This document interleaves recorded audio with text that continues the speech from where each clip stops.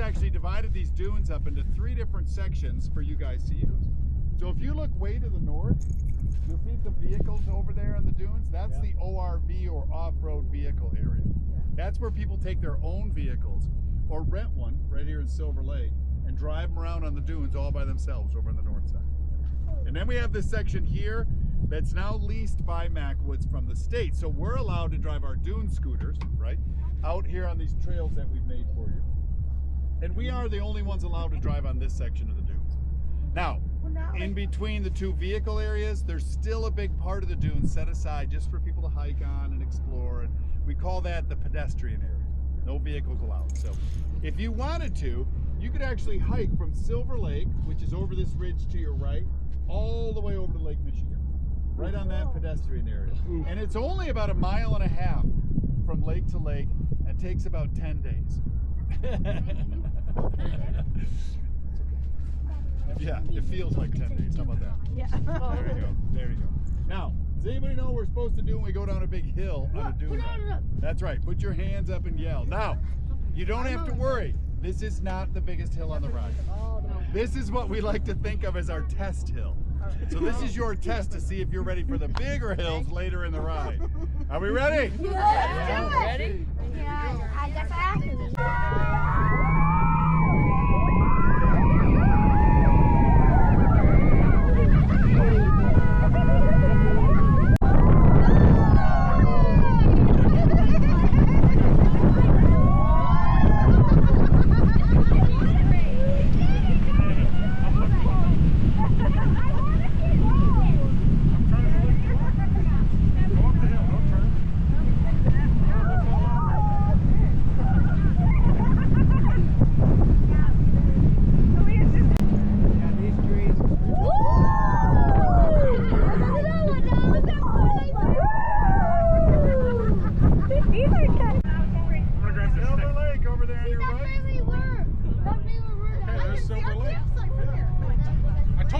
You left the door open. I can see it from here. Now this little section on the dunes right here has a whole bunch of old pine stumps on it. Now they tell us these are left over from when this area was logged off back in the late 1800s. So these stumps have been out here for a really long time, and if you keep your eyes open, you'll see stumps like these all throughout the area. And they're really just reminders that at one time there were a lot bigger trees out here than what we have right now. Lake Michigan over there on your right. Oh, Michigan. I already have 100 people over Now, if you've seen a map of Michigan, you may have noticed that about halfway up the west coastline here, there are 2 points that come out into the lake. And we're actually on the southernmost point right here. This is called Little Point Sauble. And there is a big Point Sauble to the north of us up by the Ludington area. Yeah, now sometimes I've even heard this referred to as the Narrows of Lake Michigan, because from here to Wisconsin is only about 60 miles. Yeah. Now from what I could find, this is the closest point between Wisconsin and Michigan in the Lower Peninsula, right here off our beaches, which is super important in case you ever want to swim across. No, thank you. Think we could get there with the floaties and the wheels? Yeah, maybe. Isn't there a lot of shipwrecks in between? Oh yeah, especially off these points. There's several shipwrecks that happened over the years. If you climb Big Sauble Point, you can see four shipwrecks from the lighthouse. Or some places where they are. You can't actually see the Well, shipwrecks, yeah, but yeah. there's one over there and one there and one there. Yeah. The closest one is right off the ORV area on the dunes, and the lake is so low now that you could swim out to it and stand on it. Oh my goodness. Whoa. You have fun. All right, now, so there is a lighthouse down the beach about 1 mile south of us. It is said to be the tallest on Lake Michigan, depending on who you talk to. We're going to get off the goggles on so that you can see it. Now you know where the wind comes from. Give me $5 to run over a seagull. Lake Michigan. One year we couldn't even see it. So come along with me to Lake Michigan. So I got some information that there's several shipwrecks in Lake Michigan, and by where all the ORV are, which is off-road vehicle, there's several shipwrecks, and the Lake Michigan got so low that you can actually stand on a shipwreck. there's something sticking up over there. I'm not really sure if it's like a lighthouse or shipwreck or just a ship over there. But we're gonna be. But I'm gonna just put my feet in Lake Michigan and see if it's warm or cold. The sand right now is like very hot. I wish you could feel this, but it's like very hot. Like I can feel it with my feet. So we're gonna see if it's kind of cool. Take your shoes off.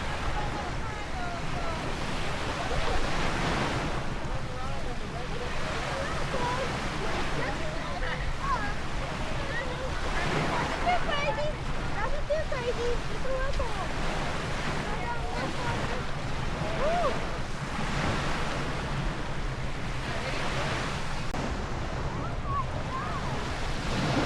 No, I don't want to. I don't want to get wet. All right. It's a great animal.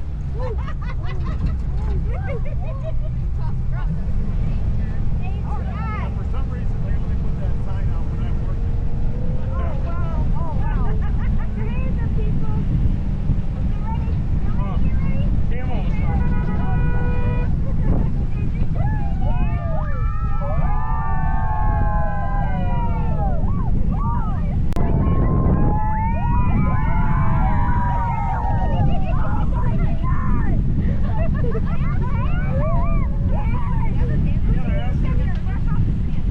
So right now what we're doing, we're in the Sandra car and we are going through some hills and we are going through sand trails. So keep tuned if you want to see more.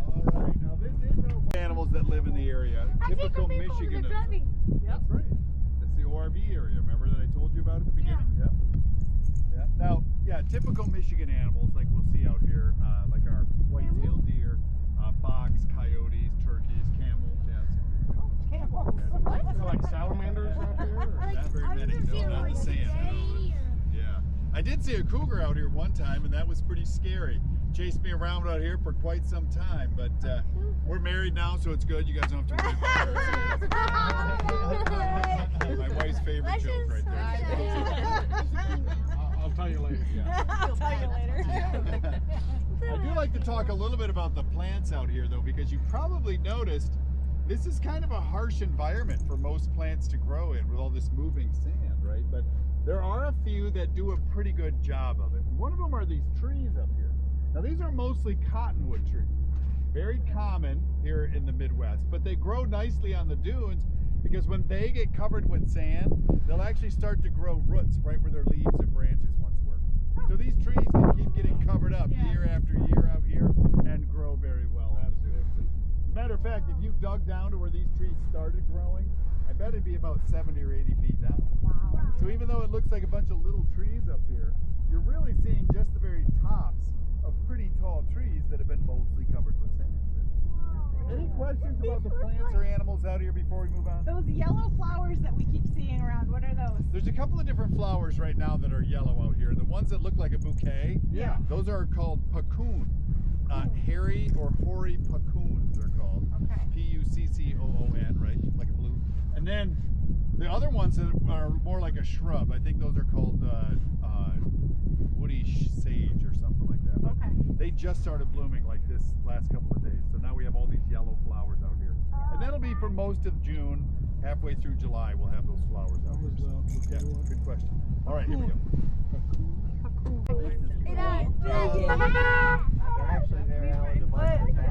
I was just going to say, If you're like me, a little bit afraid of heights, just do what I do out here and close your eyes. This hill goes by really fast. Here we go, hands up. Just like a roller coaster.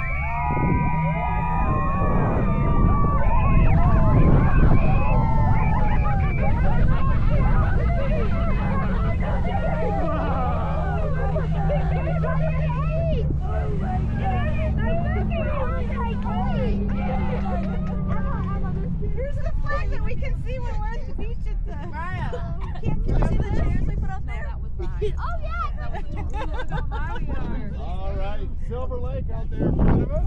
Now, this is a good spot to talk a little bit about how the wind moves the sand around out here in Silver Lake, because it's always amazing for me to think that every grain of sand you're looking at out here actually had to come from the beach area on Lake Michigan at one time. And it didn't start there. This sand has actually been brought down the shoreline first by wave action and then blown inland off the beaches by the prevailing winds out here, which you're feeling right now. This wind out of the northwest is the most common wind direction we have here at Silver Lake. And you can see how over the years that wind has been blowing sand inland, and of course poor Silver Lake is right in the way of these moving dunes. And there are spots on the lake that they tell us fill in as much as 6 to 10 feet a year. So Whoa. it's a good thing you guys came when you did. Next summer, Silver Lake's going to be a little bit smaller. Yeah. And believe it or not, there's several cottages and even a road that used to come partway around the lake here that are completely covered with sand over in this corner. So wait, Yep. And even now, the cottage on the very end is to haul sand away all the time to keep their cottage from getting covered up too. So, yeah. Question? You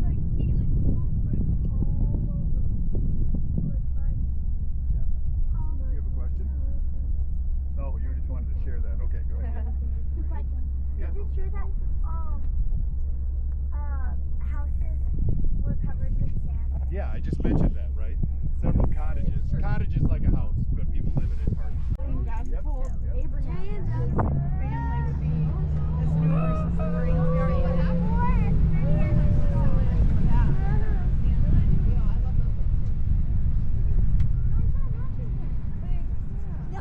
I see our chairs. Oh, there's our chairs. Yeah, these are our chairs.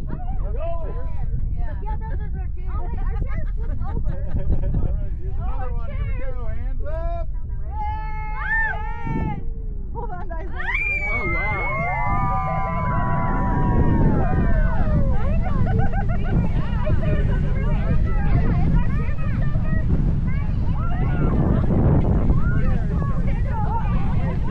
Seagulls spooked them. Yeah, great. Hey, can we stop and grab the chair?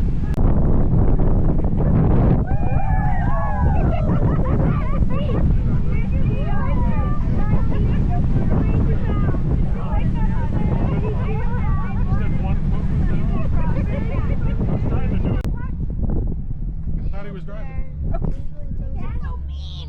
All right, we do have to go back across Termite Bridge, so I'll be backing up so we get a little run at it here. All right, let's do this. Can we just turn around and go back up?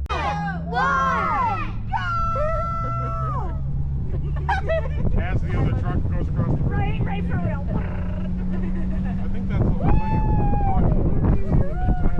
Yeah. Uh-oh.